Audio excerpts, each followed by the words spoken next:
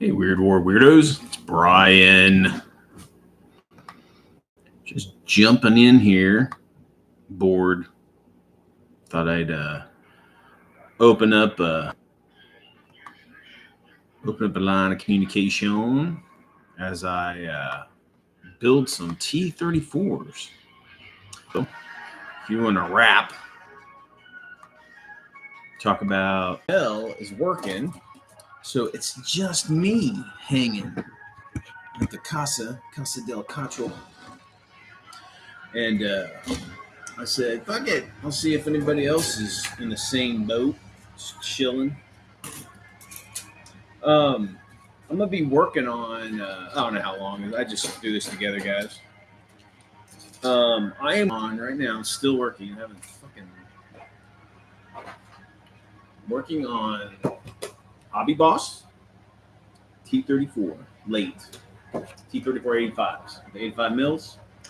And this is kind of the tanks that we're pushing in, one of the models that we're pushing into Berlin. So, okay, kit. My preferred kit brand is Tamiya. I love those motherfuckers. Loving it. Been building Tamiyas since the fucking early 80s. So, yeah, Tamiya's some good stuff. But, yeah, it's not a bad kit. It's a lot of fucking pieces, though. A lot of bits. I'm a modeler, so I prefer to buy a model kit than like a fucking wargaming piece. That's like a big chunk of fucking resin, or I'd rather put shit together and make it look cool. Now, when I build my models, my gaming models, I don't go to the lengths that I did when I was like building dioramas and shit like that, because because it's a gaming piece, it's not really for display. So, but I still kit it out. So, but I was watching. Who was I watching? I was watching Bo Paints, and he was talking about just some things he did when he builds his stuff. He was talking about some pin vices or some pin drills, and he was giving suggestions on where to get it and whatnot. So check out that. Go check out Bo Paints. He's got some cool insights.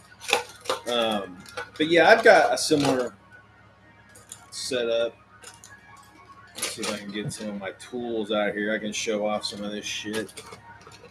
So I think this bit is broken, but this is the base to it. So basically, it's a little pin. You put the bits in here, whatever, it'll fit whatever kind of, small bits you can stick in there. Now, when I drill shit, honestly, guys, it's usually just a couple things. One, it'll be the barrels. Maybe if there's a large barrel that I want to, make it hollowed at the tip, I'll do that. I'll use this. I'll also drill out exhaust pipes if they're not already kind of drilled out, and then like the base of antennas, because I always put antennas on all my vehicles because it just looks cool. So what I use for antennas, I just clip. So you guys have like the big bristle push brooms, like for outside or whatever. I just cut some of those bristles off, dude. That is a trick I had learned from. I learned that from. I learned that from somebody. I don't know. It's kind of been around for a while. Just using the I learned that from somebody. I don't know. It's kind of been around for a while. Just using the rigid bristles of a push broom. Shit. You have a lifetime supply of that shit, and you just drill. You just get a pin drill a little hole in it, get that bristle. Just dip it inside. I usually use super glue because it's fast adhesive, and you just stick it in a hole, and boom, it's just there you go, antenna. Back in the old days, all the model kits would go like, okay, get your extra sprue and warm it up and spread it apart and make an antenna that way. You can do it that way too, but fucking shit never worked. How as easy as they said it did. So what do you do? But yeah, so before I get started, I'll just show you guys a little bit of my stuff that I use. Okay, so first you got to have your hobby clippers, right? Obviously, clippers.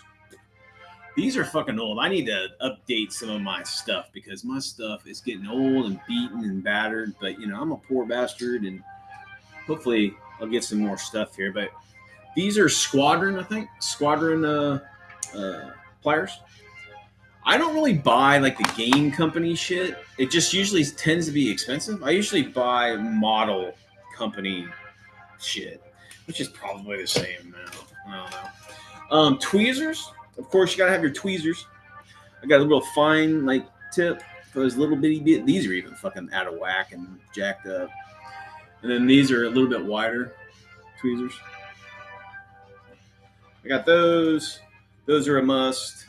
And again, these are stuff that I use for gaming models, not for display models. And of course, your X-Acto knives. Was that number 7 blade? That's a must. And then just usually some fine sandpaper. Okay, that's pretty much all you need for fucking constructing kits. Now, if you're building plastic, you know, it's so weird because in the gaming realm, a lot of people use super glue. I'm just like, what the fuck? What are you using super glue on plastic for? I don't know. I don't know what that is. That might be inexperience. You know, they're coming into the gaming side of the hobby and not the modeling side. So, you know, I guess super glue is readily available. Well, I don't know. But guys, so in my personal experience, you got to use some sort of plastic weld. Okay. Liquid cement from Testers or Tamiya makes a good one.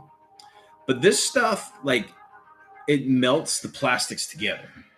And it has a little bit of, it's a quick set. Now, don't get like the gel shit. That, you know, the stuff that we used to use when we were kids, you know, making our tester planes and all that shit. You know, big old streamers when you're like gluing shit. Yeah, don't use that crap. You know, we're all adults now. It's time to graduate to real fucking cement for your model kits. So get some of this stuff. It's not that expensive. It's like maybe $5, I think, or less. But it's good shit. You want some sort of cement. What's up, Eric? What's going on, brother? Mr. E.S. Taylor's on board. He is up in the Great White North. Good to see you, man. It's been a while. Hope everybody's doing well up north. But yeah, so liquid cement, cleaning the garage. Oh shit, that's always a challenge. But let me think of some other insights to model building. Glasses. As you get fucking older, dude, I am so fucking blind up close. It's pathetic. It's just, it sucks, man, because I was always painting or into the model kits, and man, I have to have at least, these are the biggest like reading glasses you can get. I need to get one of those fucking like fucking Cylon Raider fucking masks that magnifies. I need to get with the light and stuff on it, like be like some jeweler, like back in the big old light beam coming off my face. But definitely need this shit nowadays. But yeah, so we're working on a T34 from Hobby Boss today. It's not a bad kit. It's fucking lots of bits, man. A lot of bits. They fit pretty well. It has a full interior. Well, yeah, it's got a full interior. I don't usually do interiors, you know, for model kit, for gaming kits. I don't do interiors and shit. I usually glue all my hatches. I don't put crewmen in hatches. It looks weird because, like, you know, what if they get killed? There's a dude sticking out of the fucking tank. It just doesn't look cool. It doesn't. The immersion isn't there. But yeah, so but yeah, it does have a full interior, which is. But hey, that means bits for your bits box. Okay. Now, as a gamer and a modeler, you should know to never throw anything away because you might need it in the future. Don't tell your wife that because they fucking, or your husband or your partner or whatever the fuck. Because that just means you have a big ass box full of shit. It's going to drag along with you. But man, I tell you, there's nothing better than like, you know, meeting up with some of your gaming pals or your modeling pals and seeing their fucking bits box. Oh my God, they're amazing. And what's cool about mine's nothing but World War 148, World War II. That's it. That's it. And weird World War II. So it's dust, bits of dust, and Tamiya and Hobby Boss and fucking everything. So I mean, if you're into, dude, I got an excellent like bits box. It's freaking amaze balls. But yeah, so you know, that's man, you know, you got people on eBay selling bits and stuff, right? Woo, those things are expensive. Those guys, I guess they make some money at doing that. Everybody makes fucking money at something, man. Everything has to be monetized. Everything's got to be fucking producing money or whatever. But yeah, so T34 85s, huh? So these are the Soviets' mainstay, right? Using the what is it? The mention blank. The chassis is from the American guy. I can't remember his fucking name. The Charlie chassis. Fuck, I can't remember his goddamn name. Anyway, they borrowed that design off the American designer. But so I don't even know where the fuck we're at. So as I advance through, you know, the years of modeling and stuff. Again, I've been modeling kits since the early 80s, if not the late 70s, man. Probably the early 80s. I was pretty young in the 70s. But they definitely became a little bit more, you know, intensive. The one biggest drawback for me, but as a gamer, but as a modeler, it's great because, you know, you can, are the tracks, man. You know, back in the day, tracks were just, you know, the rubber tracks that you put it on your wheels at the very end, and you either super glued it together at the end or you melted them together. You gotta be careful with that, because if you melt that too much, you fuck up the track, and then you're like using staples or some shit to keep it in there, to keep it together or whatever. But then you would come up with tricks on how to do, you know, slack tracks, you know, because, you know, if they're taut all the way around, that means they're probably moving, the vehicle's moving. But when they're, you know, stationary or moving slow, that top of the track slacks because it's, you know, the weight, it's not moving. So you would come up with tricks with that. You get like, I would use thread. I would thread some thread through that top track, and then I would tie it to the road wheel, the small return wheels, usually on the tanks. Or if you didn't have any of that, you could put like you could tie it to the road wheels to bring that slack down. Or and just like, you know, if you could see that in the model, you just dirty it. See, what's cool about tank kits is that you can fuck up, you can break something, or something doesn't quite fit right, and it looks like shit. Doesn't matter, man. Armor is always jacked. Armor's always ripped to hell. It's all dirty. It's all been, you know, beaten and battered by just driving around, let alone the enemy. So you can get away with like messed up stuff. Shadow, what's up, buddy? Good to see you, man. Happy Mother's Day, everybody, by the way. But yeah, we're just talking models. Bo inspired me to talk a little bit about how I model, build, and stuff, because he's been working on those sister battle rhino for a while, and I just wanted to just kind of talk about like how I do it. First thing is these damn glasses. I just got out of the shower, so my hair's all dangly. But yeah, so we're working on some T34 88 scale. I'm not a fan of this 156 bullshit. That's some fucking made up. That's some made up scale Warlord created out of their ass. It's just not my way. You can, you know, they're woefully small against 28 millimeter figures. No, man, and if you're playing like heroic 28s, fuck, dude, it's like a kit. I don't know. They look like shit. 148 is the scale that you want if you're playing 28 mil. 135 is too big, unless you're doing like fantasy or something, like sci-fi or something. Then you can do whatever you want because you're making up your own creations and whatever. So hell yeah, tank kits, rock and roll, fuck yeah. It's some synthwave in the background. I usually listen to the synthwave when I'm like model building because it calms me. It's so funny, dude. You know, I grew up a punk and heavy metal, and you know, I never was into like new wave or synth or anything like that. But as I grew older, a couple of the girls that I interacted with, they were like goths or new wavers and shit. And I developed a taste for a little synth wave, which I enjoy. But I'm still, you know, I'm a punk at heart. That's really what I listen to is 80s punk, late 70s, 80s punk.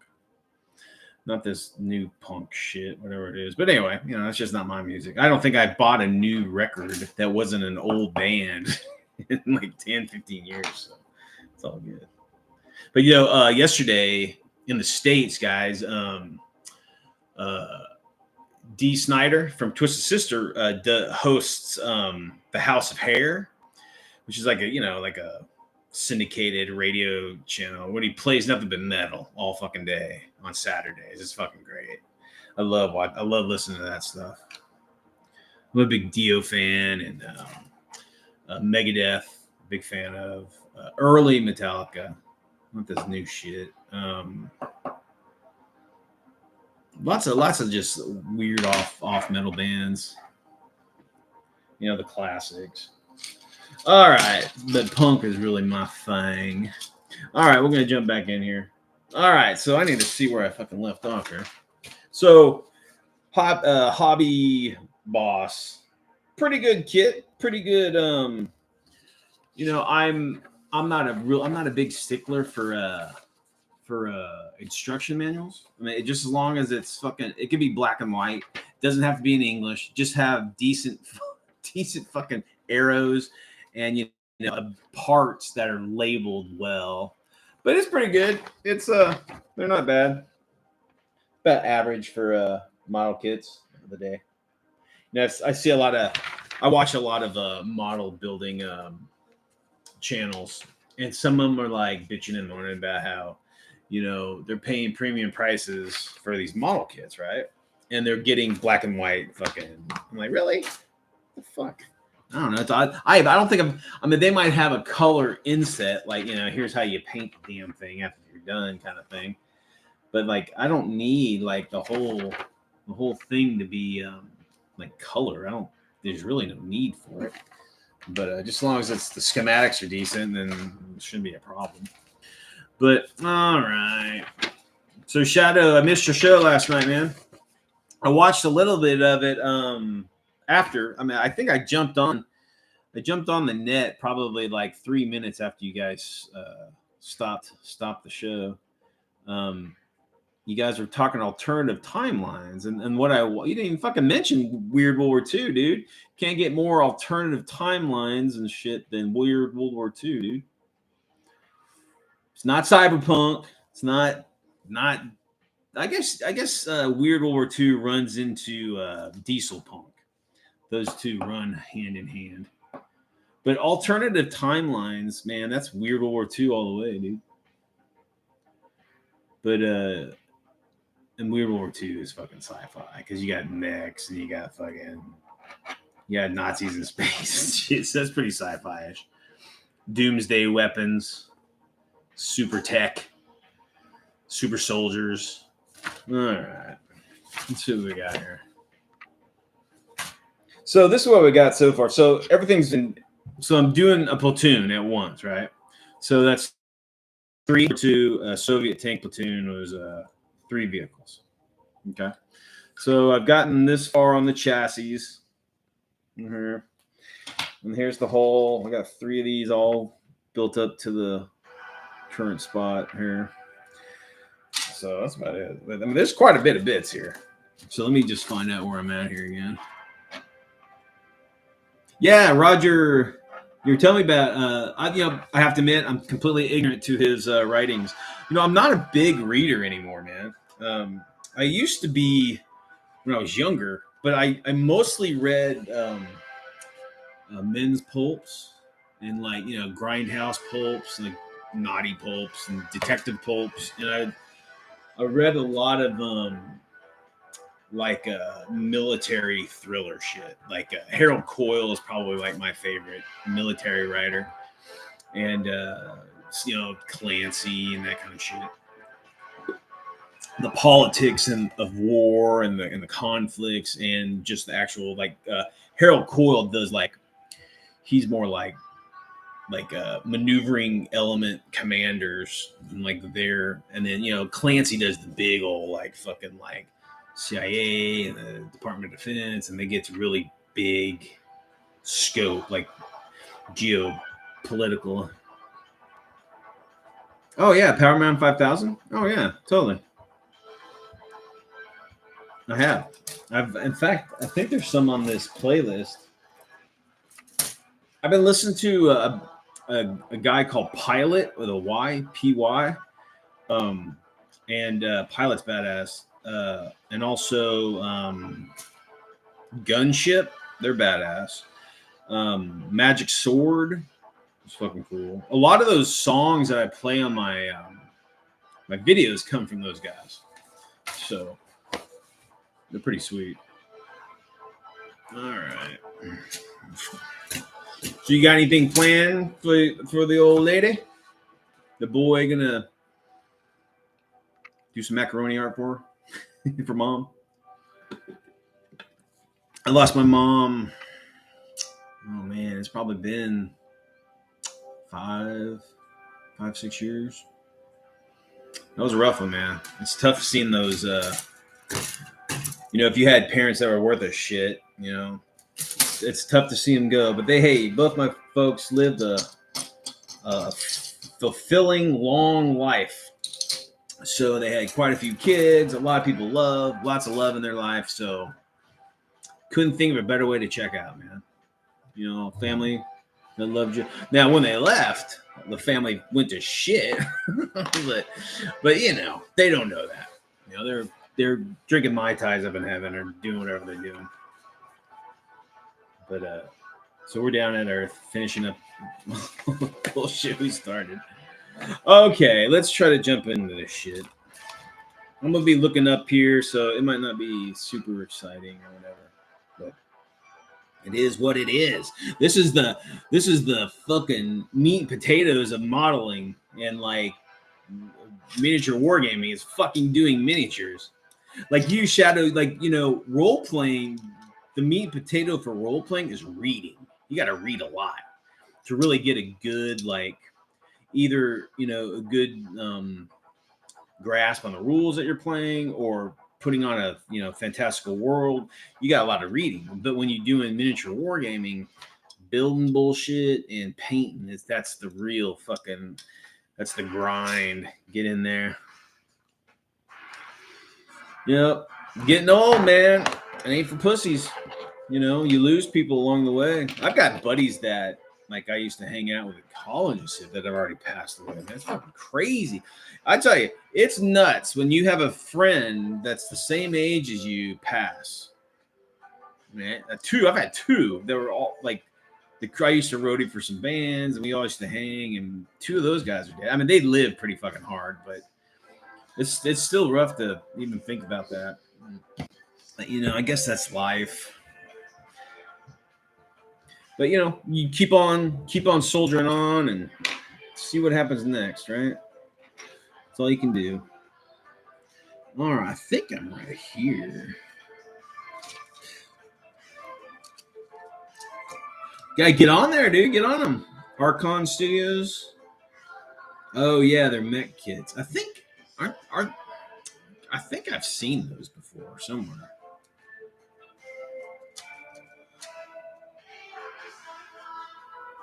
It's true.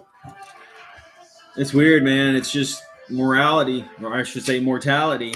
It's a part of life. It's the next step. But you know, you do what you do. You know, you got kids. Just love them to death and teach them the way that you want them to. Let them learn from your mistakes. Don't let them necessarily make those same mistakes to learn the lesson. You can take the burden on and just say, hey, this is what happened to me, so don't do it. So gotta leave our kids in a good state when we're gone. Don't leave them in that burden. It's gonna be hard enough when we're gone. What are these? A jig, huh? That's interesting. Yeah, I'm looking at the stuff here, guys. Sorry, I know it's not super riveting. Yeah, dude, you need to jump in to do some. Grab a kit, dude. Fucking make it while I'm blasting away. I think we're. Oh yeah, this is that. Called Cannons. Man, that chick is hot. That's pretty good. It's kind of like it's like a synth wave kind of funk. As I get older, dude, I start to like mellow. Yeah, the shit, the things, the mistakes of today. Woo! It was just like we were watching the news or some shit, and I'm like, they're talking about graduation, right? And like the kids are like jumping in the air and like they're taking pictures. I'm like, what the fuck are they doing? They're just jumping in the air. And Nell was like, oh, they're taking pictures when they're jumping. I'm like, okay. And then she's like berating me because I don't know what the fucking fads are. I'm like, well, I'm a child of the fucking 80s, you know? And I really don't give a shit about the fads today. You know, it's funny. I was, in your shows and some of the other guys' shows, you guys are talking about gatekeeping and stuff, right? And I'm just sitting there and you don't want to give up your hobby the way it was yours, right? The way you did it, right? The way it was done when you were doing it or starting or whatever. And I'm just like, man, I'm a really mellow motherfucker when it comes to the new like mentality in the game. Like I watch fucking Holy Divers fucking rant about women or whatever the fuck. I honestly, I don't fucking give a shit. If you're a woman and you need attention, I don't give a fuck. And that's the thing. It's like, I'm just doing my own thing. I'm just doing my own thing. You know, if you like it, you can hang out. You know, we can fucking parlay, we can play. But I honestly don't fucking care about, people turning in all these fucking labels. That's one thing I don't do. I don't prescribe to anybody's fucking label. I'm Brian. That's fucking it. That's fucking it. I'm an individual. There's no one like me. I'm Brian, and I just don't. Just not pushing I'm pushing my own thing. I created Weird World War II because it's what I love to do. But it's just, and like if there's producers that are doing shit that piss you off, you don't buy from them. If there's groups or clubs or whatever fucking name they have for whatever, just if they don't mesh with you, just move on, man. I've had gays, I've had all different genders and nationalities and sexual preferences and politics and all this shit at my table. And honestly, I've had maybe one instance where someone was just beyond the pale, and other than it, we're just rolling fucking dice, or we're painting fucking models or whatever. I just don't get the angst. There's so much angst. Like if it's not my way, it's the wrong way. I don't give a shit. Do it however you want. I just play the way I play. Let's see what we got. The ladies are for beer. I love the ladies, man. I may not look it, but I am a ladies, man. I enjoy the ladies. And I dig hanging out with ladies too, man. I dig like gaming with ladies and like drinking and watching movie and just talking bullshit. But we're cut from a different cloth. And that goes to everybody. I mean, I got buddies that I've had forever that completely different than myself. And I can still interact with them, you know. Like a lot of these games, like if I want to go play a game, I have to go. No one plays what I play, and they just don't show any interest in it. And I'm not mad about it. I'm not mad. I don't give a shit. I mean, if you don't like playing it, then that's fine. You don't have to. And I'm not forcing it upon you either. So, like, if I want to go play a game just to throw some dice, I'll go play bolt action at the local shop. And I think bolt action's kind of it's very oversimplified. And I mean, it's enjoyable. It's like a beer and pretzel to me. I mean, I like fucking grit and like hard mechanics and stuff. I love that kind of shit. You know, these kind of like 40K-ish kind of silly rules. I'm just not a big fan of. But what I do is if I want to throw some dice, I'll grab a fucking. I know how to play it. I know how to play dude. I know how to play dozens and dozens of fucking games. Man, I know how to. I don't own the rules. I don't buy into it. I know how to play it though. And if I want to go play some Napoleonics, I don't have any armies from Napoleonics. It's not my fucking. It's not my thing, right? And labels are for beer. Yeah, my bad. I said ladies. But yeah, this is my glass. I'm not wearing my glasses. That's why. But yeah, so yeah, I just don't think. Just think of all of that like energy that you could be putting towards something that you fucking love instead of fighting those who don't agree. I just don't give a fuck. I really don't care. I probably told you that story where I was at a Exploited concert in Waddy. I mean, this is fun. These are like Waddy hardcore 80s, 70s fucking punk from the Exploited, right? He's up singing Sex and Violence, and he's down in a Zima, dude. I'm just it's fuck. Zimas were good though, dude. I mean, they taste like Sprite. You get drunk on drinking Sprite. But yeah, but it was just funny. It's just a funny scene. You see, you know, fucking Moji, you know, focus it into something. You're not going to change the fucking world, dude. I mean, the hobby is going to change, man.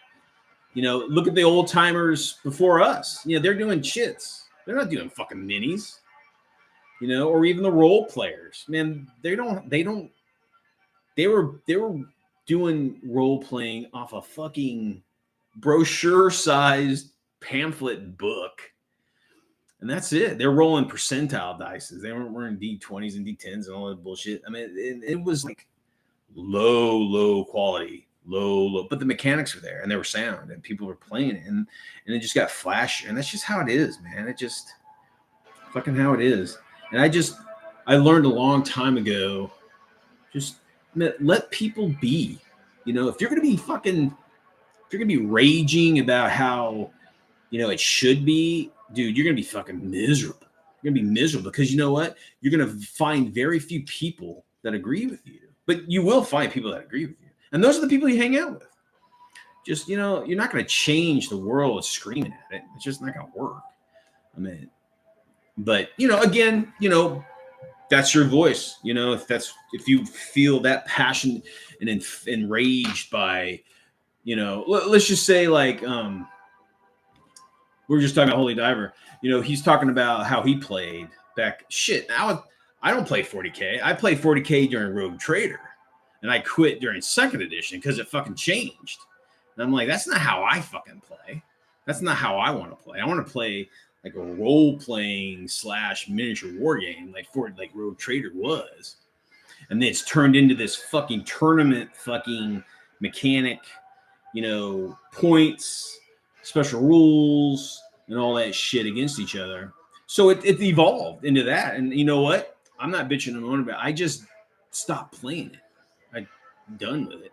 I still have my Rogue Trader book, and I've got a handful of figures if I want to throw down some sort of Rogue Trader thing. But again, you know, all I can advise is just, you know, put that energy to something, you know, more constructive or positive on yourself. But if you need to vent about some shit like gatekeep, you know, and take on, you know, the forces that be, I mean, go for it. or make it your own. I just made it my own, dude. I just play how I want to play and find those people that are interested in it, and that's who I interact with. So, and I leave the door open for anybody who wants to step in and play with. Rock on, man. Come on in. All right, enough jaw jacking here. Let's see if I can get some shit done. But I enjoy, one big thing about me is I enjoy other people's perspectives. I love, even if I disagree, I'll watch news. I watch the news all over the spectrum, dude. You got the far right pundits, you got the far left pundits, and you got in the middle. I want to listen to it all. I enjoy seeing, and then I form my own opinions on, what I've heard or what I've seen. I don't necessarily need people to tell me how to think or be. I just take an account to what I've seen. All right, we're going to jump in here. So again, these kits are cool. I mean, it's got like full interior, but I'm not going to do interiors because you don't need to. So one thing about that, guys, if you're doing model kits that have interiors, you need to make sure that the interior bits, like a perfect example is the coax ball mount. You got to put that internal bit for the external barrel to fit into it. So, shit like that. And there might be some, like in the chassis here, you got to sometimes put a little bit of the interior in there. So when you go into glue the two together, there's a better fit to it. Because it's being constructed in the guise of having a full interior. So, you just got to kind of put pieces together and see how it looks or how it feels and see if you get a really good, because, you don't want to seal this bitch and then you're like, oh shit, I need to put this bit in so this exterior bit will fit better. So, so yeah, there's a little bit of a play there. So, okay. So, we're talking models and shit, guys. So as I grew as a kid, Shepherd Payne, anything done by Shepherd Payne was fucking gold. This is where I learned all my model building for armored vehicles.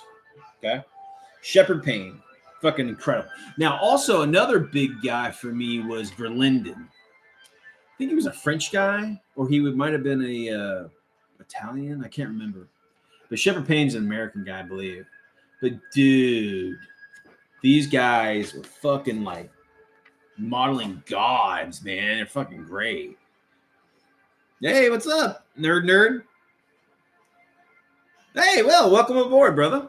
Welcome to the Weird. We're just kind of chatting. Haven't really done anything yet, but I'm working on some T34 85s. So I'm working on a platoon of those from Hobby Boss. Welcome to the Weird, man.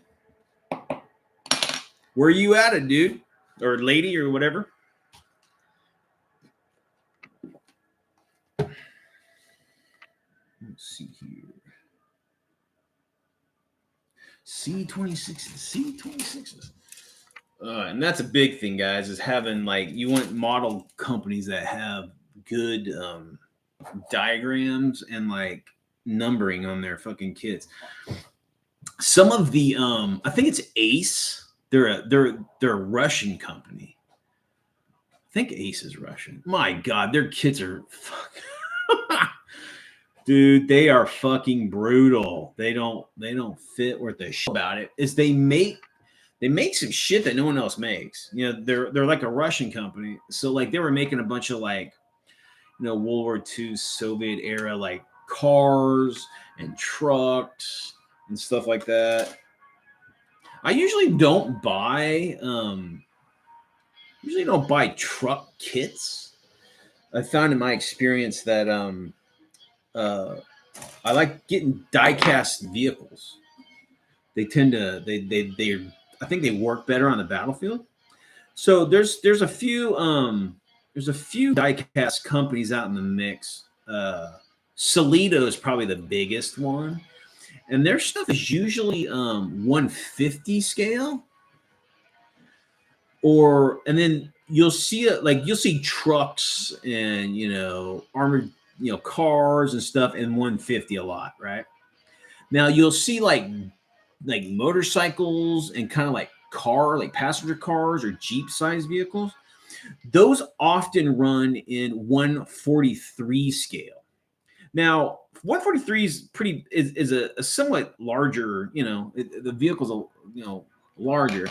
But when you're playing on the tabletop with 28 mil, when they're standing on top of bases and shit, 143 scale like Jeep doesn't really, it's not a big, in fact, I like to get my vehicle, like car size vehicles in 143 because they're bigger. Because have you ever tried to put together a motorcycle at 148 scale? Shit, you need a microscope. You need tweezers to put all that shit together. It ain't an easy thing.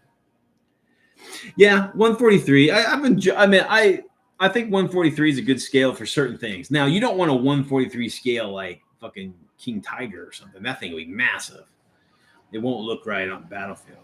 But I think as you play, and you have these kits and stuff, you kind of see what works and what doesn't and whatnot. So putting this ball turret in here. And so as a modeler, always fit stuff. Don't just, because sometimes these schematics, and a lot of time, man, as I get older, I can't see shit. So, I need to fit this stuff in here to make sure it's the right way, if it's not upside down or whatever the hell. So, but yeah. Hobby Boss, yeah. They're the model producer. I believe I want to say they're Japanese, but they might be Chinese. I can't remember. Let me see if it says on it. Made in China. Red China. Ooh. I'm supporting the CCP and all their evil. Holy shit.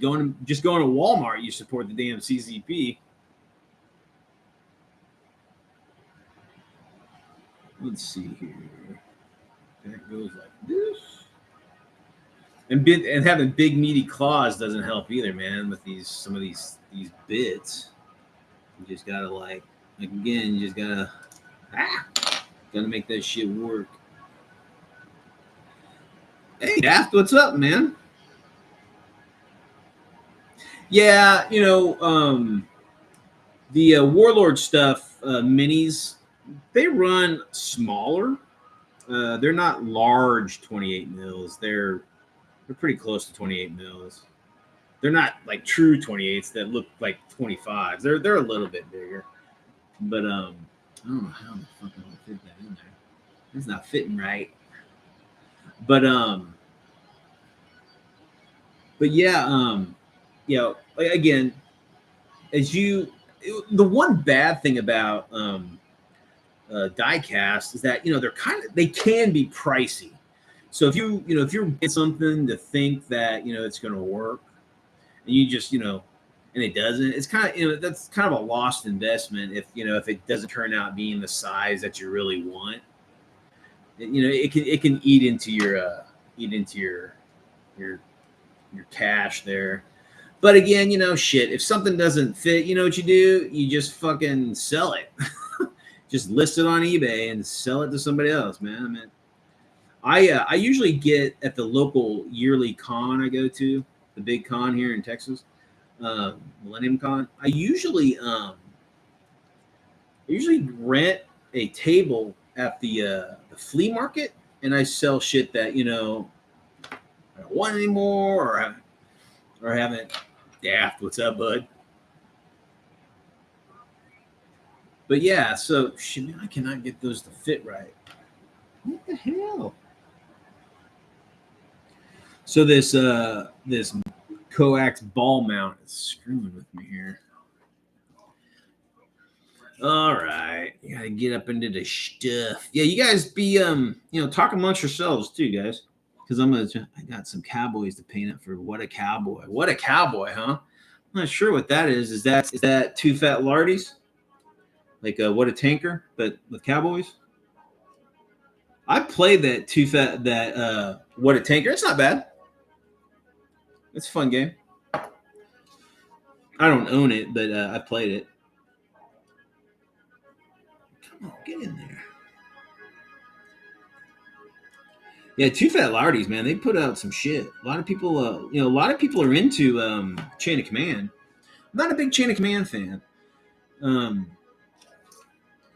I just, I've played it. I know how to play it, and I've played it quite a bit.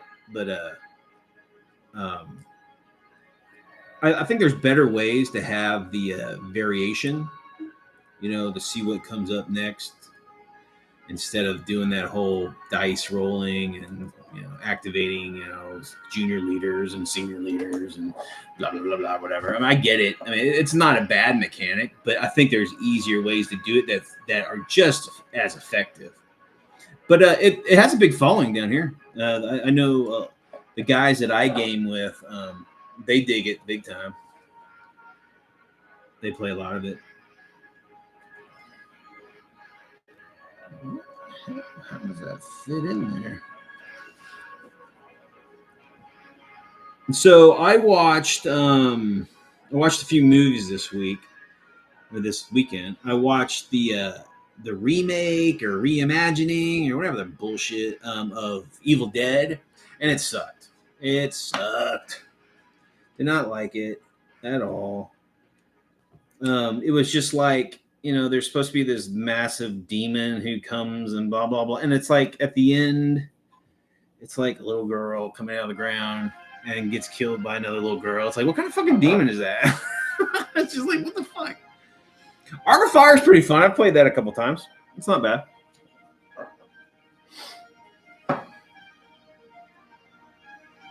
The one bad thing about like creating your own game system, or playing your own game system, is that a lot of people don't know how to play it. So you gotta there's that whole thing about so I got all my shit, like a lot of it typed up. I need to either like print that shit up and sell it, or I don't know what to fucking do with it. I'm not sure what to do with it, to be honest with you guys. Several people have asked me for the rules, and I'm like, yeah, I had them up. I had them up on my. I have a WordPress. I don't know what the fuck, Office, some shit where I don't know, some internet, and I guess it doesn't work, or I don't know. I have to mess with that. But I got shit, folder worth of rules and of like zombies and like superheroes and demons and devils and angels and whatever the fuck. I got lots of that stuff. Just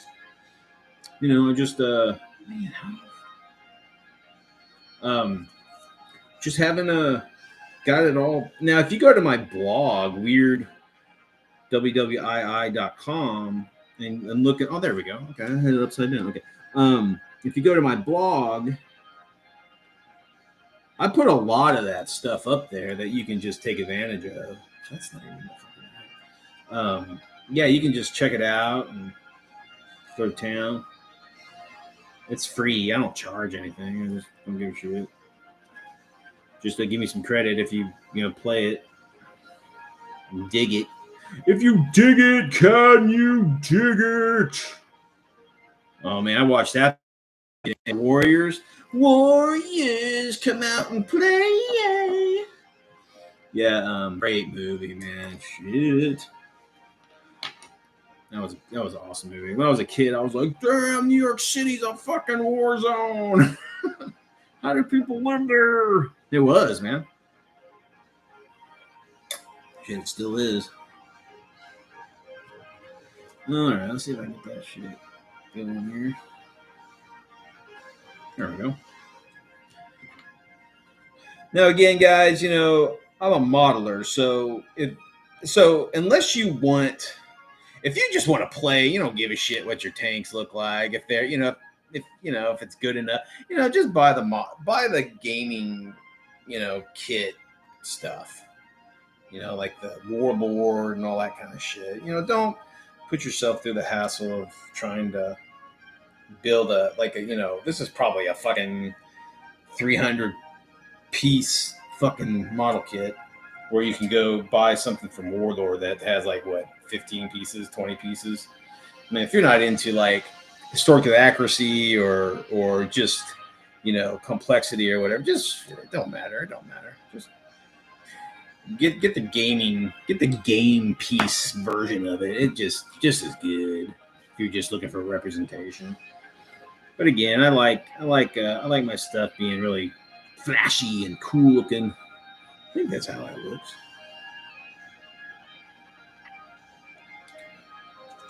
Yeah, that's it. Yeah. As you get older, man, geez, got to use these glasses, and I got these big meaty claws. You got to use knives to help you, or tweezers or whatever to get you going. So, Daft, did you hang out with Dave today? I guess Dave's got his show going. Did he finish his game? His Pulp Alley game? We're big fans of Pulp Alley. If you guys never heard of it, Dave and Bessie from Pulp Alley, every Sunday, they do they host a battle report on their channel, Pulp Alley, and a lot of fun, man. Those guys are great. Dave's a great he's a great model builder too. He's a big guy. He likes the kits. He's a kit builder. So shit, man, you can't go wrong with someone like that, dude. That's awesome. We're few and we're a rare breed nowadays for wargaming. Usually people are just buying the gaming bit pieces because they don't want to do this shit hassle. Been spending a fucking hour on haven't done shit. I've just been jaw jacking. All right. But yeah, so oh good. Oh cool. So Daft was talking about he turned his TV to make it look black and white. So when they were watching that Pulp Alley game, it looks like a cool pulp game or a pulp adventure of the day. I don't remember where I saw it, but some guy had purchased the entire run of pulp figures or pulp figures or whatever it was, and he painted them all in black and white, like grays. Oh shit, man! It was phenomenal. So he had a full, one of these guys that put on these big shows at the cons. His entire table was black and white. It was settling levels of gray and all that shit. But it was like you were playing a black and white movie, and it was just incredible. And those kind of guys, this is fantastic. I love how these guys can do that shit. Now, there's no way I could do that. I just don't have. First of all, I don't have the painting skill to do such a thing. But then, just even to have the idea. Just every he did like a town. It's like a whole city, and he had big skyscraper in the background and stuff. Oh man, it was phenomenal. It was all black and white. I wish I knew who did it. I would let you just. I think I saw it. I think the Lead Adventure Forum. I saw the guy put his battle report up in the pulp section of the Lead Adventure Forum, and this was a while ago. But I'm sure if you plugged in black and white pulp game at Lead Adventure Forum, you might see something pop up. But oh, dude, just incredible, just incredible. That's one cool. That's another cool thing about this hobby, man. Is just some of these guys are nuts. They're just the skill that these guys have are just phenomenal. I'm not just talking about painting, man. I'm talking about these games that these guys put on, these groups, these clubs or whatever they have that put on are just phenomenal. The time and the money and the effort that they put into these, that's another big draw that I've had in this hobby was just the level of skill that some of these guys have that can just put on just a fucking amazing table. Gives you something to strive for.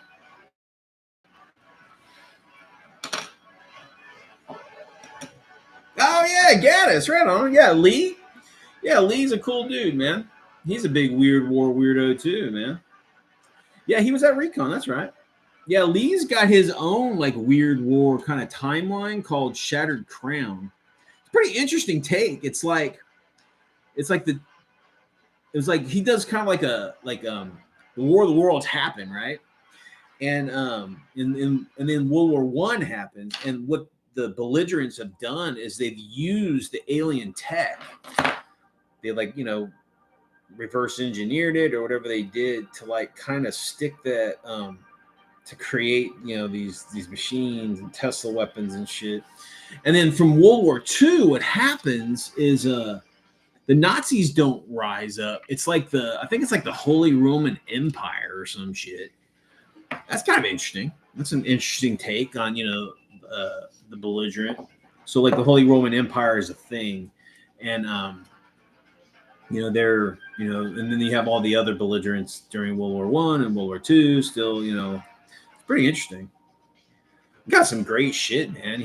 I've got quite a bit. I've got his that ball tank. I love that ball tank. I call it ball lightning. And I put like Tesla guns on it. It's pretty cool. It's a pretty sweet kit. It's just like it's a big chunk of resin. It's fucking awesome.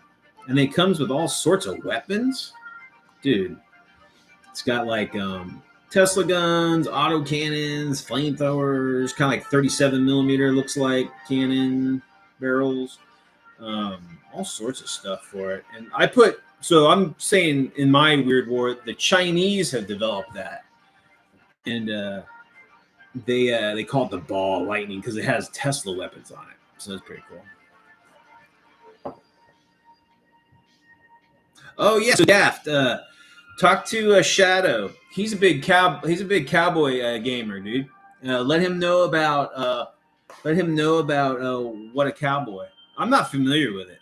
I mean, I think I want to say I've heard of it, but I don't know. I've never seen it played, or I don't even know if it's out or if it's new. I don't know. I'm not much of a Western gamer. I stick within the 20s or 1930s to the 1950s era. That's it. That's just, I don't have the money to do different eras. But to be fair, in that time frame, you still got cowboys walking around. Shit. They're still wearing cowboy, doing cattle drives and stuff during that time too. Not like in the big way it used to be.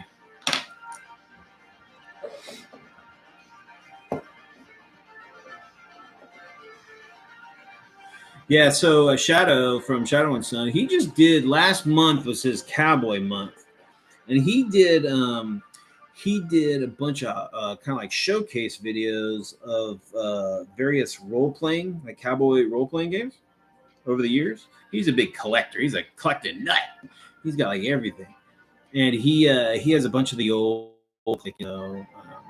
cowboy role playing games that he showcasing. It's pretty cool, man.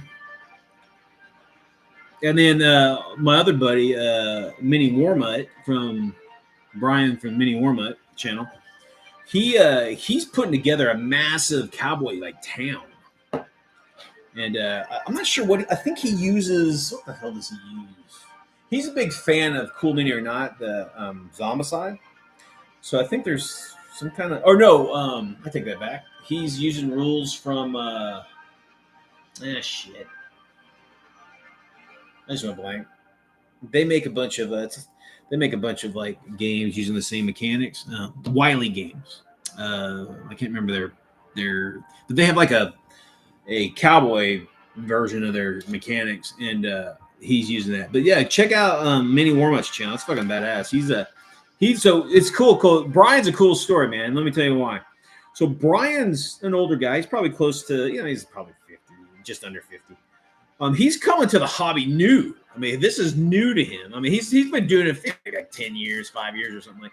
But he's relatively new to it, and he is just full bore, dude. And it's just awesome to see that passion. It's so cool to see. Because I've been doing this for 40 years, and it's kind of the same old, but it's so cool to see that spark just smack somebody in the face.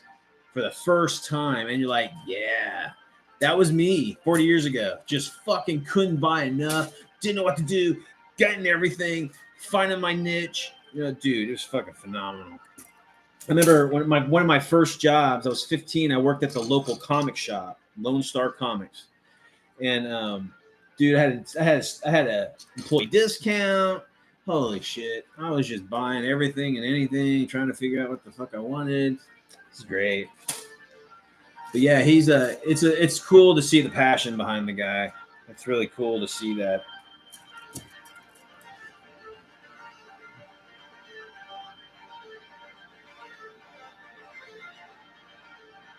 Oh yeah. Oh yeah. So Death, you need to go to Mini Warmutt's channel, dude. He's got like all the zombie side shit, like all of it.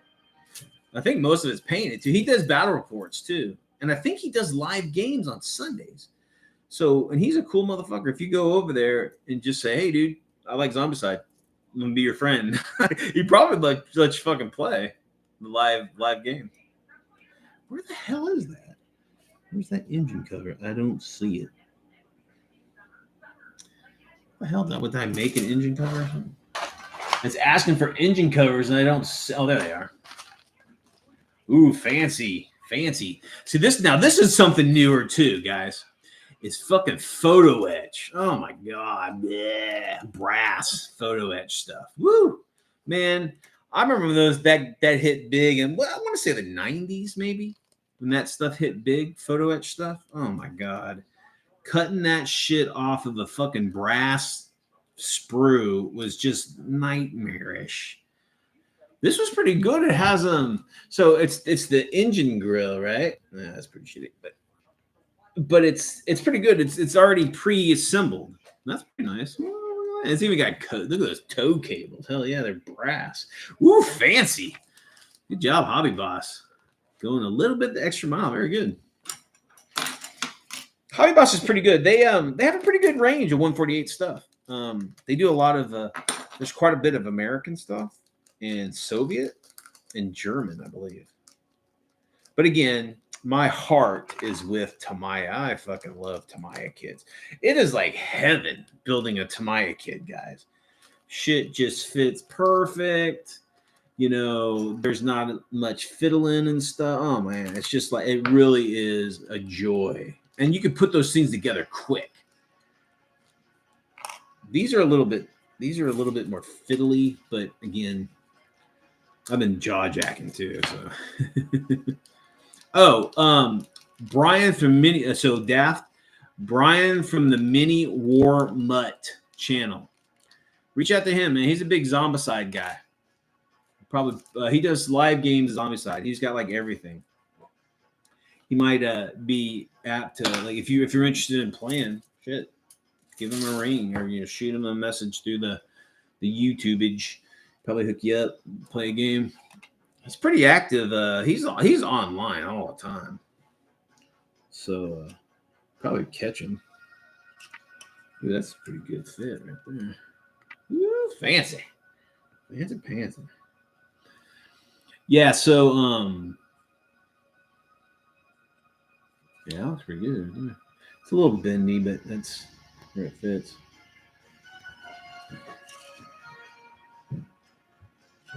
He's a World War One guy. Yeah, he was. I mean, it was funny when he was on the show the other night. He had like Franco's flag and stuff. Is he into the Spanish Revolution? I have plans on doing some of that in miniature. Empress Miniatures does a fantastic line of Republican and National 28 millimeter Spanish Civil War, and they do a game. It's called what the fuck it's called? Very British Civil War, and they mention a lot of the Spanish Civil War belligerents in that. It's pretty cool. But Empress Miniatures, get your son playing it, man. Shit, got they got the Republicans and they got the little. I think it's the Republicans have those flap kind of like hats or whatever. And then the Nationals, they all had crazy hats. The Spanish. I'm not big into fascists though, but you know, whatever. I wasn't there. I don't know what the fucking politics were at the time. I mean, I know the politics. I mean, I've studied it. Everything's relative, I guess.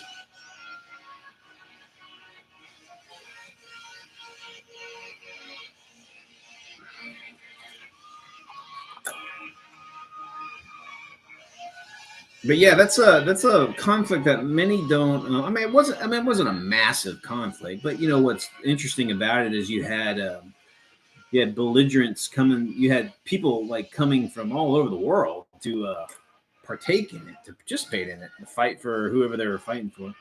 You had Germans. In fact, I believe in 1930, the Brits they made a law to prevent any British citizens, or even maybe I think it was British, maybe Commonwealth citizen, to go fight. I forgot what the law was. The law was like the anti, I don't know, like I don't know. It was like something. So it was basically trying to keep them the the crown from having to make a call if too many British citizens went to go fight, or I don't know what the fuck. But yeah, they were like, let's not get our people involved in that because we don't want to get involved in it. And it's interesting. So, like when the Germans were fighting for the nationalists, um, the French were freaking the fuck out because they were saying, "Oh shit, the Germans just might go south and take, you know, not Malta, but Casablanca. Oh shit, what is it? Where's Casablanca at? That's I got brain dead. But yeah. So again, guys, liquid cement, badass shit. If you're building models, do not use super glue. That's crazy. Now, you could use super glue to like glue. I would say like if you're gluing models onto bases or some shit, that's no problem. You can do that. That's no problem. But use a weld of some sort of liquid weld. Yep, Abraham Lincoln Brigade. That's right. Some U.S. guys heading off to fight.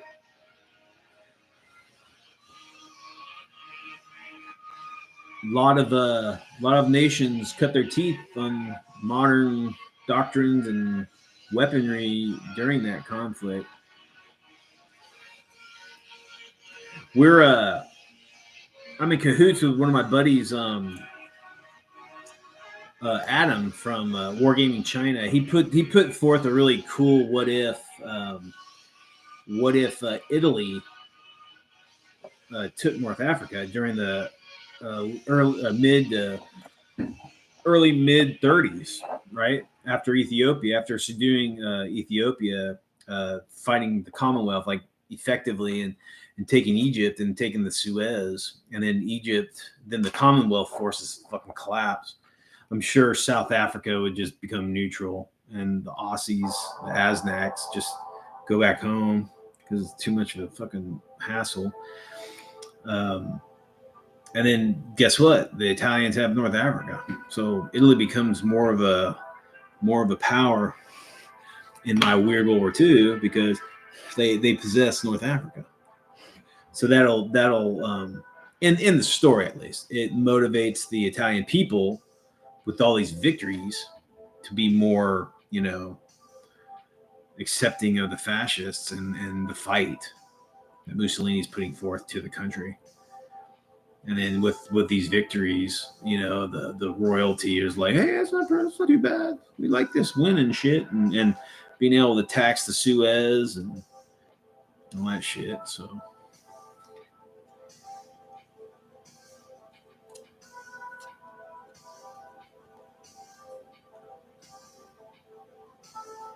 If Italy actually accomplished anything, it's interesting. I did a bunch. One cool thing about Weird World War II, guys, that in my experience is that, and just in my gaming experience in general, is that it makes me read. I like read a lot of shit, and I like because I want to, I want my Weird World War II would be heavily based in reality, right? I say there's fucking monsters and fucking whatever, but I want the politics to work, man. I want this is why and this is how, and because of this one thing, or this political party gained dominance, or this person was assassinated, or these policies were weren't as effective in that they were in reality, and it caused these decisions or whatever. I love that kind of shit.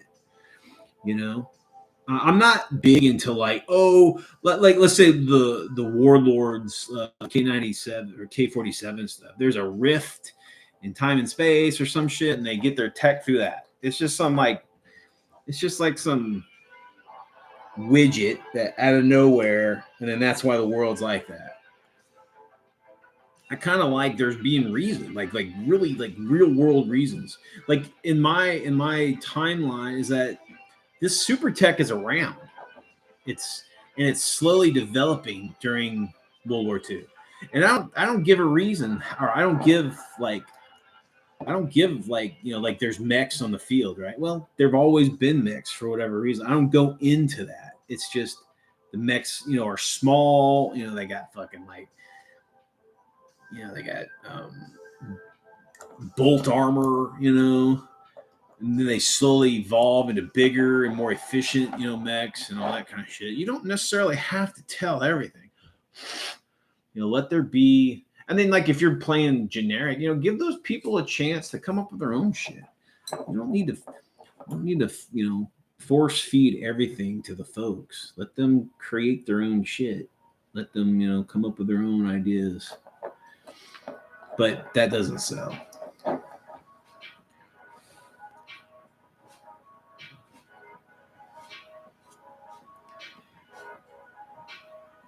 Yeah, Second Roman Empire. There you go. Yeah, they had if just think of this, they take North Africa, right? They're infused with that victories and that experience against the Brits and the Commonwealth and the Ethiopians and all the other indigenous peoples of North Africa. Then Greece. Is Greece going to flex its muscles? Is Italy? Italy's going to fucking attack Greece. That's for damn shit. Or Albania or whatever the fuck. So then Greece. Is Greece gonna fight even more harder because the fucking Brits ain't around? I'm sure they're not giving them support because they just got their ass kicked in North Africa.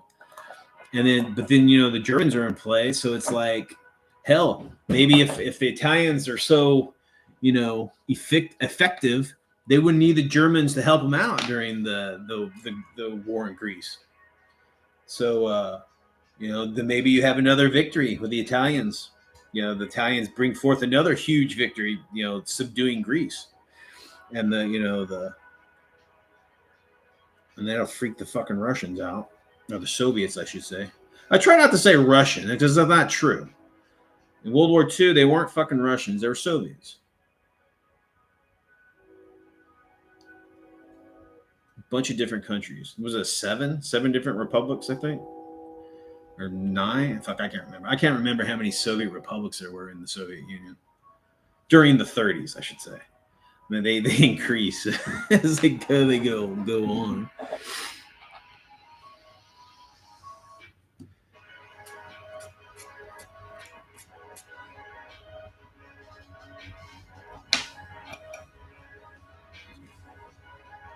But I was saying, I've watched a couple of movies today or yesterday.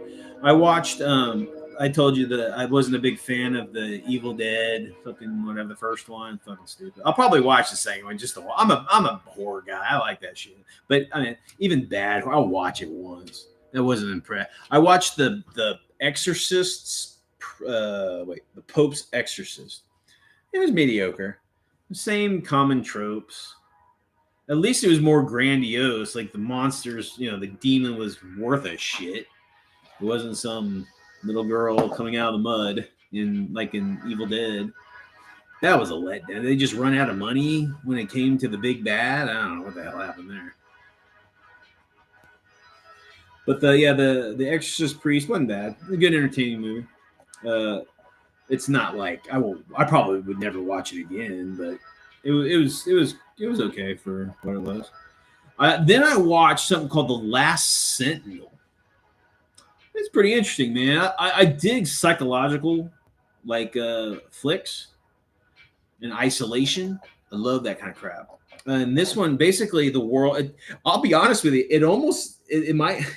I was jokingly saying that it could be a prequel to Waterworld because the whole setup is. If you don't want to know, then I won't give you the detail. I'll give you what's happening. So the fucking world goes to shit and the ice. I have a polar fucking caps melt. And the world is in a deluge, and there's only like two land masses left, and there's and of course, fucking they're fighting for resources or whatever the fuck, and the world has changed too. It's like the seas, like the weather has changed. I think the poles have switched, so that's all jacking everything up. The jet stream is gone now. There's no all sorts of crazy shit. But it's basically this crew on this isolated outpost, and it's them dealing with whatever the fuck. It's really good, guys. If you're into like that kind of like isolation, psychological stuff, it's a really good flick. The ending wasn't. I won't give. It was a weak ending, but it wasn't a bad flick. I enjoyed it. I would suggest once over to check that one out. It wasn't bad. Bo, what's up, buddy? Hey, man, you inspired this broadcast, brother. I was watching you build that rhino, and I'm like, you're talking about your pin drill, and I was like, shit, yeah, I use that. I use that kind of stuff. So you're coming in. Watch the beginning of this. I kind of talk about some of the tools that I use in building models. I've been building models a long time, dude. So just a little, but yeah, enjoyed your show. Enjoyed. It sucks, man. It's so funny that with this technology that we have today, that we can all become friends, but we never are in each other's presence. It's pretty cool. So those who live a certain lifestyle or a hobby or whatever it is can reach out and actually find others that do the same weird shit. Get some validation. It's cool. It's good to run with folks that think or that enjoy doing the same things that you do. Yeah, I was talking to Shadow about last night. You guys didn't even mention Weird World War II, man. You can't get more alternate like history or reality than Weird World War II. You guys they're on the fringes. You were talking about you even said atomic punk, and you said diesel punk, you said atomic punk and steampunk, but you didn't say diesel punk is in the Weird World War II realm. But yeah, man, and we're shit. Weird World War II can be as weird as you want it to be, whereas as easy as just that one little butterfly flapping in the wrong direction and changes history. Yeah, so we're talking about movies. Man, I am stoked to see Sisu. Been talking about that damn show for like months. Some of the pop culture guys that I watch online, I guess, have seen it, and they get on board. It's cool to see people so I've been doing Weird World War II forever, guys, right? And it's just cool when like a movie like that you would watch and love that most people wouldn't, because it's like killing Nazis, and it's over the top violence, and hopefully there's some titties in there or whatever. And people are responsive to that, and they're like, that's kind of cool, that's kind of fun, it's fun. And it's like, thank you, it's fun. It doesn't have to be fucking real, it doesn't have to be political, it can just be fun. Blowing up Nazis, I mean, what? It's the ultimate fun, dude. Blowing up the Nazis. In fact, that movie made me do some research about, because I was into the illusion that the Nazis were not in Finland. And they weren't. They actually were. And then when the Finns started getting their asses kicked, and the Soviets later in the war, they're like, we're going to fucking pile drive your fucking country if This is the only way we're gonna take this bit of land back from you and make it our own. And you're gonna fucking kick the Nazis out. So what happened is the Finns were pushing the Nazis out of Finland into Norway, where the Nazis still, occupied Norway. So you had those German units making beeline to fucking Norway to get out of the zone. That happened a couple times when the winds of change. Was it the Romanians? They did the same thing, and then like the Germans are fighting the Romanians, and I think Budapest was one of the last like German offensives, and they the Germans I think took Budapest, but whatever, some token victory, getting their asses kicked. The Soviets just say, "Hey, we're here, be Soviet, or we're gonna just pile drive you." Tough times, man. Crazy. I mean, it's happening now, guys. I mean, we got wars, and it's no bueno. The only war that I won is on the tabletop. That's it. I don't want anybody dying. I don't want anybody fighting. There's no fucking need for it. And if you disagree, then you just disagree. The hard part is trying to live in peace. It's easy to start throwing punches, man. The true testament of a man is one that doesn't react like that unless it's absolutely necessary.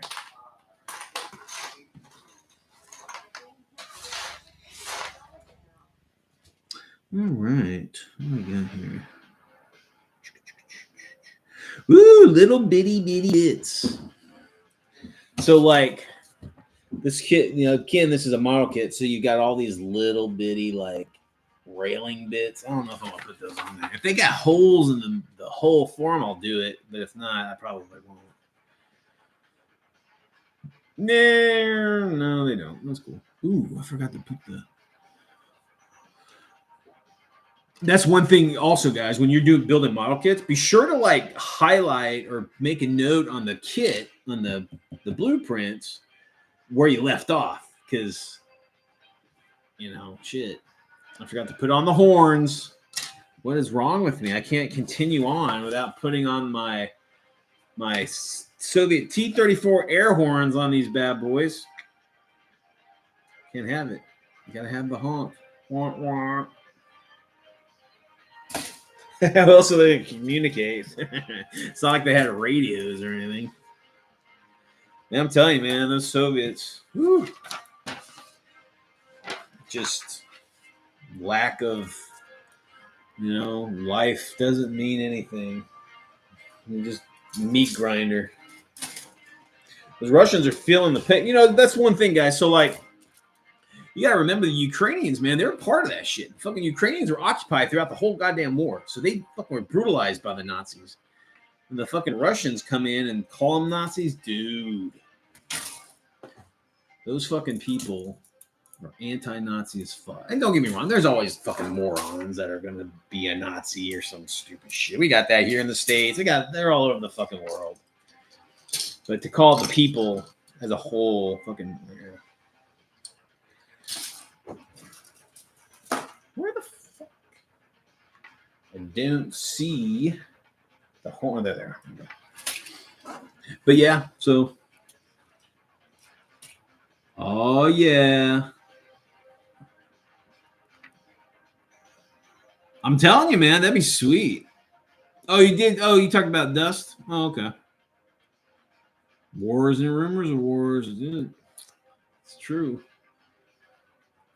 So I've been doing a little painting and stuff on the side. I've been listening to all of the John Carter shit. Woo! Barsoom. Man, I forgot how much I love that shit. I have not been back there on Mars since I was probably my mid-teens, and man, I'm listening to it on. There's a few channels on YouTube that have like, the what do you call it? Audio version of it. It's pretty good. Man, I just remember how much fun those were. I really enjoyed that movie, that Disney movie. I thought they did a pretty good job. Could have been a hell of a lot worse, man. That's for sure. But it was pretty good. I enjoyed it. Oh, and another thing, building model kits, have something below it, right? Because little bitty fucking bits, they always take a dive, and you want something that'll be, so where you'll be able to see. I usually, you want a clear floor below you, because shit, that shit always falls on the floor, always. And you got to bend down and see if you can find that bit. There's always that one bit. Trying to make a run for it. Don't they know it's futile? Escape is futile.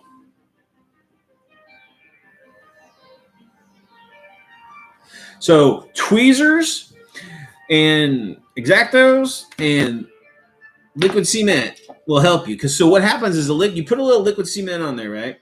And it starts to get a little tacky, right? It doesn't get thick tacky; it gets just a little tacky.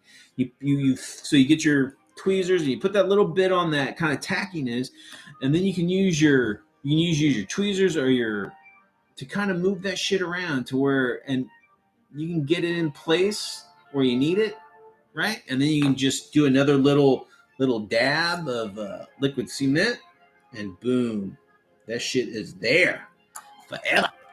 Woo. Good stuff. Good stuff. Yeah, flashlights, definitely, man. That's a good idea. That's right, man. I really enjoy just rapping with you guys, man, honestly. And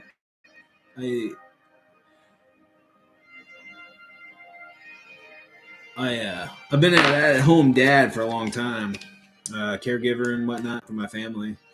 Yeah, I've been working from home and stuff. I got a new job, and it's getting me out of the house. And man, I missed it. I missed it. Working from home is cool because you can do most. I homeschool my kids and all that, so it was it was a big boon to be able to do that, work from home and be home with the kids and help them with all that. And but they're older now, and they're getting to the point where they're just going to take their get their GEDs and probably next year. And it's time for daddy to get back out in the world. Get some out of the house job, because I've probably been doing this for 15 years, guy. Working from home, homeschooling my kids, 15 years, 16 years. My youngest is 16, and my oldest turns 18 this year. So I've been doing it that whole time. Well, first couple of years I was working out of the house, but yep, it's a different lifestyle. You can get isolated. But I tell you this hobby, man.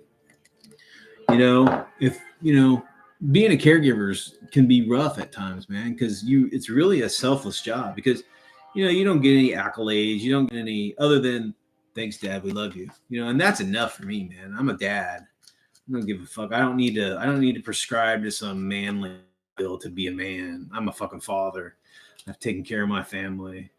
And although my first marriage went to shit, we're still friends. We're still civil. We still co-parent our kids. There's no hate there, and it's done purely for the kids, man. Sometimes you gotta fucking just swallow that fucking pride. Be a better man. Be a fucking real man. You don't need to be punch a wall or fucking kill something. You fucking man up and do what has to be done. And if it means staying home and raising your kids, man, that's what needs to be done. If it means going out of the house, working hard, then that's what it's about. But like hobbies like this, you have a chance of having something of your own. Spending that time in your man cave or whatever you got, building models, painting little army men, talking to guys online that do the same thing. Man, it's therapeutic. It really is. And guys, you guys know me by now. If you've been following the channel for all, I'm not about money. This is not about making fucking. It's not about getting views to Patreons, all that bullshit. It's about just us interacting, being part of the hobby. You know. Oh yeah, so your tables over concrete floor. Those are perfect. Man, I remember when I was a kid, first got into wargaming.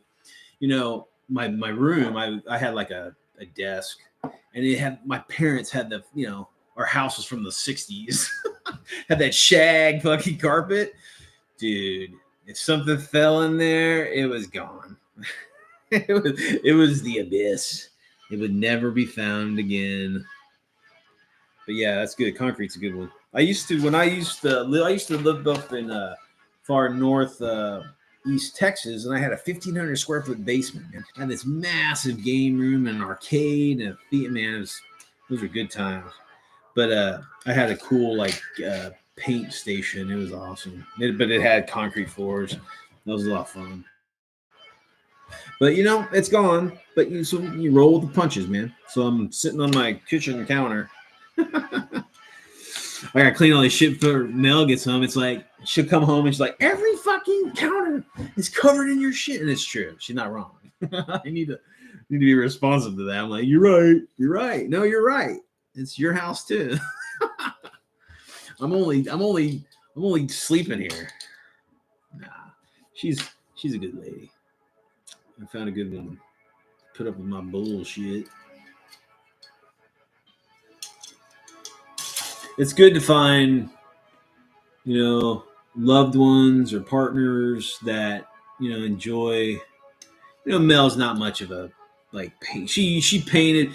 To be fair, she burned out pretty quick. She painted up 100 fucking 28mm zombies, and then she painted up the complete box set of Hero Quest, the release of Hero Quest. She painted all the stuff in that, and she painted a 28mm World War II Soviet army.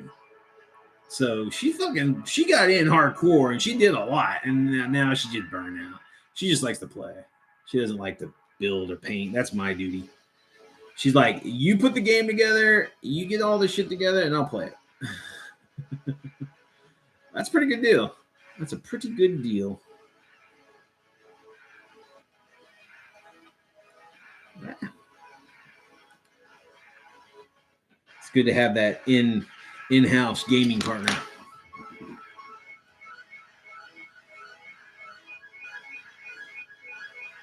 Oh, Watchmen, like the originals, like the was it West End Games, the box sets? Oh, dude, I used to fucking love those shit. I need to get another channel buddy of mine, James from JVC Paints. He's a badass painter. In fact, if Eric's still online, James is an expat from Canada that lives in Japan, and he's a wargamer in Japan, which they don't fucking wargame in Japan. So it's funny. A lot of the guys that he games with and parties with or whatever, they're all expats from around the world, Westerners that live there, and it's pretty interesting. He's got a pretty cool take on. I guess he teaches English or something in Japan, but he has a cool Western, wargamer mentality, dealing with it all and shit. It's pretty funny. He's a cool guy. Paints some badass shit too. So that's one thing you won't find in a Warlord kit. Are, see if I can grab it. Basically, these are, I don't know if you can see it, little handrails and shit. So basically, this like a staple, right? Like a paper stapler that you got stick on a fucking tank. So it's a lot of fun. I love this kind of crap. That's I like whenever the car breaks down, I don't take it into the shop. I have my, chill mechanic, because you can't afford someone else to do that. So you learn that shit.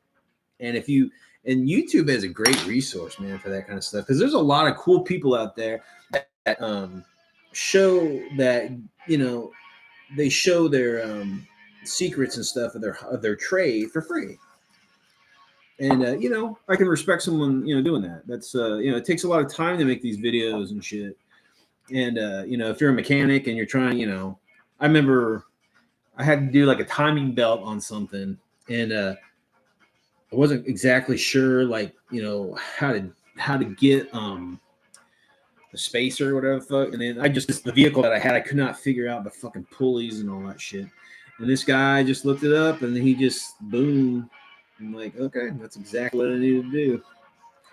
Easy peasy. And got it done. But yeah, like, you know, electricians and plumbers and all the heroes that no one talks about. They put forth a lot of their knowledge and skills for us laymen's to, you know, help us out, because they're just like us, man. They know what it's like. If you don't have the money, you still shit. You know, that toilet still needs to be fixed. It's not gonna do it by itself. If you got a family and kids and stuff, you know, that's cool. People helping each other out. That's what it needs to be. Yeah, those Watchmen minis are sweet, dude. I remember. I think I had the West End game one, if that's what you're talking about.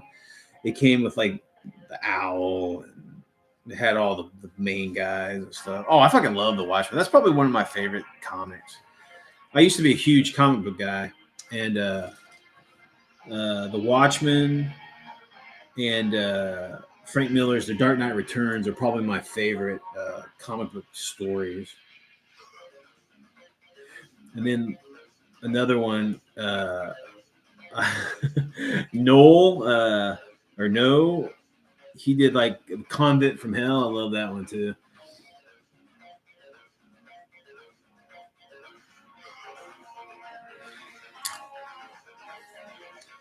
But yeah, I hope you guys, those who have moms in their lives still, I hope you guys give some love to the lady that hopefully a strong, wonderful woman in your life. All moms should be like that, loving, strong women. And it's a shame if they weren't. They should be. And your dad, my dad was, you know, he was a kid of the 40s. He grew up in the 50s. And I was born pretty late in the mix. My closest sibling is 8 years. So it was an unexpected surprise. But yeah. But, you know, dad was a stoic, hardworking man, you know, was always there for me when I needed it. Quiet. Mom was a giver, lover. I'd say my mom is the one who really gave me my personality, and my dad was the one who really gave me my my persistence and my I'd say my mellowness too. My mom was the love of my life. She's the one who showed me how to love, and I thank her for that. Ooh, getting heavy up in here. I miss her. My mom was a nurse her whole life, a psychiatric RN her whole life, helping lots of people. My dad worked for the Army Corps of Engineers in the civilian sector. He was in charge of like all the Corps of Engineer projects in the Southwest sector, making dams and lakes.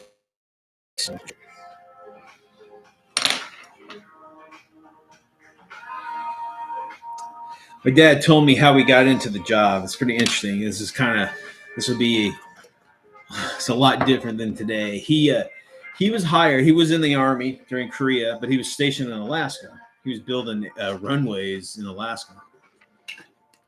But anyway, so out of the Army, he went to college, and out of college, the Army Corps of Engineers hired him to be a map maker, Didn't have any experience in that shit. Didn't know anything about it. But you know what they did? They just trained him. And for the rest of his life, he worked for the Army Corps of Engineers. Dude, you don't have anything like that now. Nothing. You think a company is going to take that chance to like, it's like, hey, kid, we want to teach you how to build this widget. I don't have any experience. All right. We're going to teach you. And we're going to pay you well. And we're going to give you opportunities for advancement. And guess what? You're going to be with us for the rest of your life. You don't have that shit now. How many times do people change careers in the times that we're in now? Shit, dude. I'm 50 years old coming into a brand new job. Try that shit. That can be kind of demoralizing at times too. Kind of demoralizing. It's funny, you never thought you'd be this old. I never thought I'd be this old. Honestly, guys, I ran with some questionable people back in the past, and I was always a pretty good person. But shit. I never thought I'd live this long, to be honest with you. But I did. I'm glad I did. I have a great family and cool hobby and got a great woman in my life. Good times. It's got its challenges, that's for sure. Oh yeah, the shag carpet, yeah.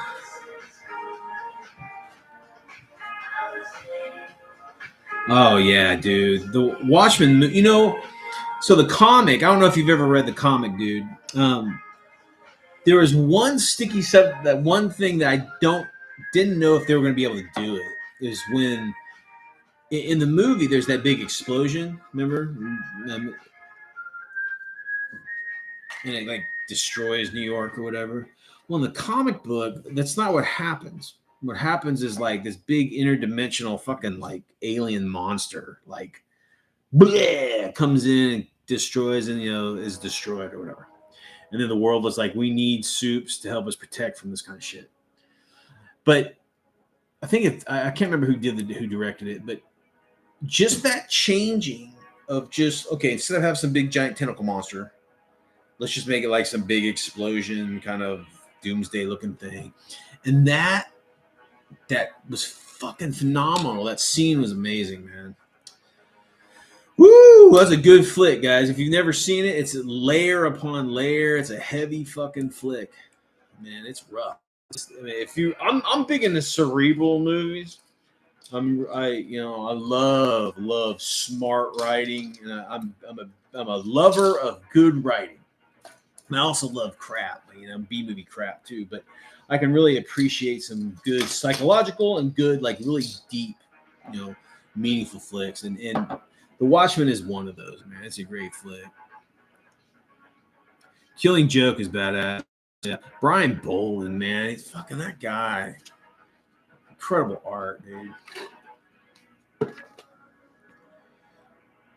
All right, Shadow, good to see you, man.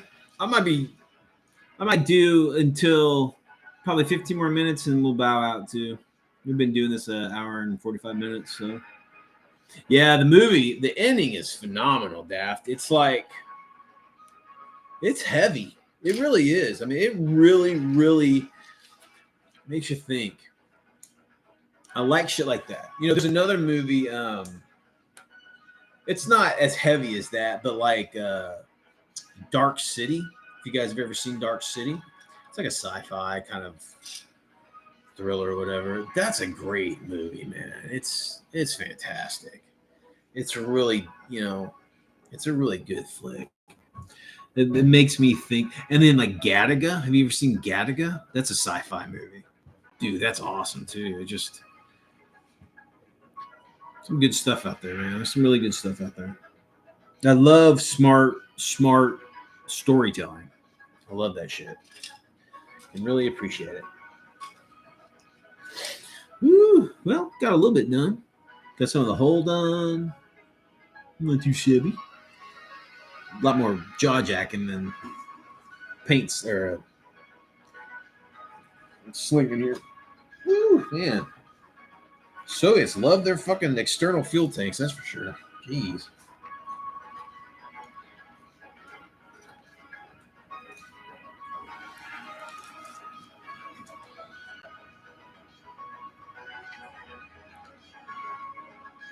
Yeah. So God, what is it? The Soviets have like one, two, three, like fucking four, fucking five external fuel tanks.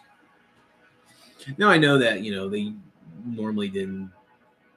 Well, I guess they would use them until you know.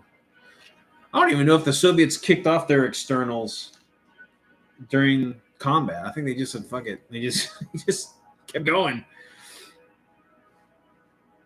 They well, those things would burn. That's for sure. They got penetrated. Man, I just can't imagine. It's insane. My I got quite a few family members that were in World War II. So there's some lineage, some interesting stories that my grandparents had told me. My grandmother worked at she was in Omaha, Nebraska during the war, and she worked at one of the war rooms in Omaha, and there was also as a Italian POW camp there too at that base. She had this funny story. She's walking like from the PX, right? It's like her break or whatever. She's walking down the street on the base, and all of a sudden these like three like MP Jeeps pull up, and like all these MPs jump out with like Thompsons. And they're running right at her. She's like, ah! She starts screaming, and she like jumps to the ground. They run past her, right? And she looks behind her, and I guess there was a Italian POW like jailbreak, and they were running to respond to it. And so that's kind of her big story during World War II. And then my grandpa, he was a tech sergeant, and he was in a wrecker, like one of those M4 wreckers with a big crane on them and stuff. That's what he would do. He would go into combat, like and try to recover these vehicles or whatever. He has this one. Most of the time he's behind the enemy line, or he's behind the front. The one time they were in response, they were trying to get the company commander's M4 out of a ditch, and they were sent up forward, pretty close to the front, and they're going down the road, and they get lost, right? And this is in France, and he turns a corner, and it just happens to be like some sort of reflection off of something. He looks down the road, and there's a fucking Tiger tank crossing the road, like with his barrel almost pointed right at him. And they're like, "Oh yeah!" they back out of there real quick, and nothing happened. But that was definitely kill range for his wrecker tank. But that was his big World War II story.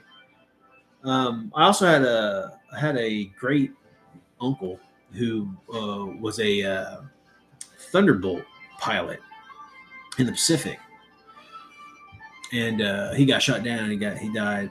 But I think he was an ace. I can't remember. No, he wasn't. He had 3 kills. But yeah, so I mean that's interesting. But it's like these people are just like us, man.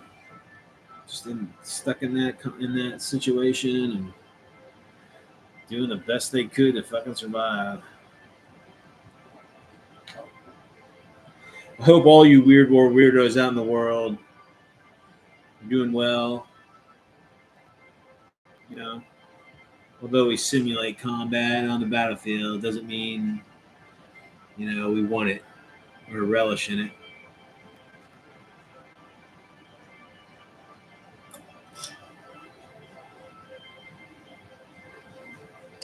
I'm gonna do this one fuel tank, guys, and then I'll probably call it. I'm gonna get me some lunch.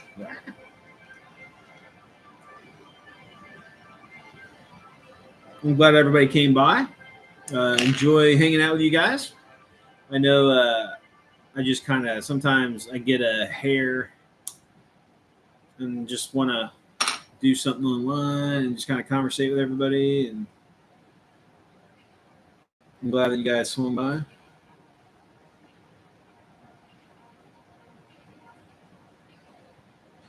Be sure to Oh, your pop was in Operation Torch, huh? Wow, man, that was rough. That was rough for the Americans. Woo.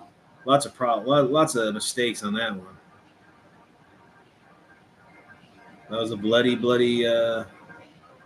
invasion, man. It doesn't get the attention that it deserves, but it's just as bloody and brutal as any other one.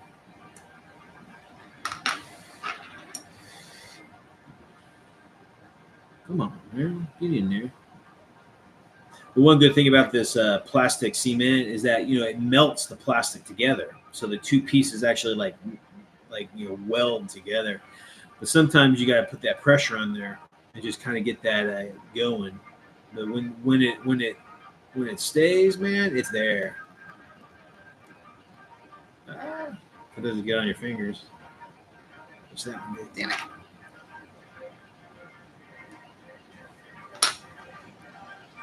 Yeah, so this paint isn't like, or this glue isn't like super glue. I mean, your fingers can get like tacky and it kind of, you could leave fingerprints and shit in the plastic.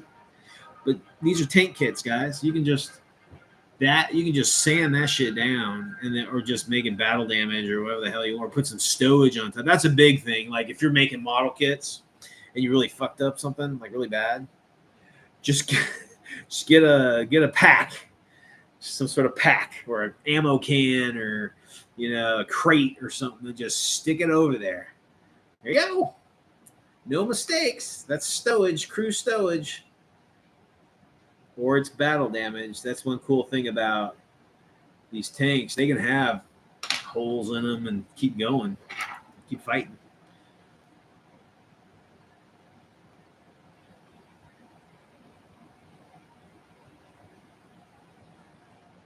There you go, you bastards. Woo! It's coming together.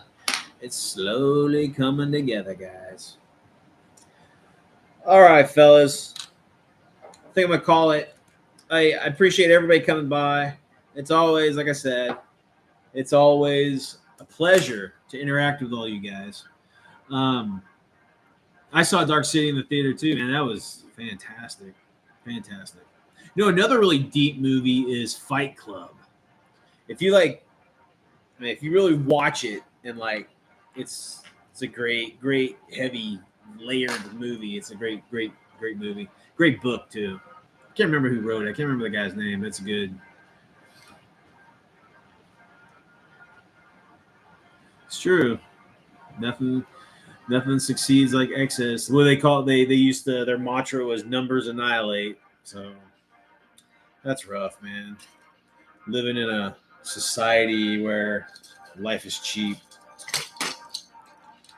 Shit. It's rough. But all right, guys. Hey, if you guys want, if you have your channels, feel free to stick links on the conversation, and let people see where you're at. Want to support everybody that we can, help each other out, get some new eyes, ears to what we're doing and what other people are doing. All right, guys. Again, thanks for swinging by. And whatever you do, this crazy mixed up world, remember to keep it weird. All right, guys. Mother's Day, go give mom some flowers or give your wife a big hug or tell your kids to do something for mom. That's even better. All right, guys. Take it easy.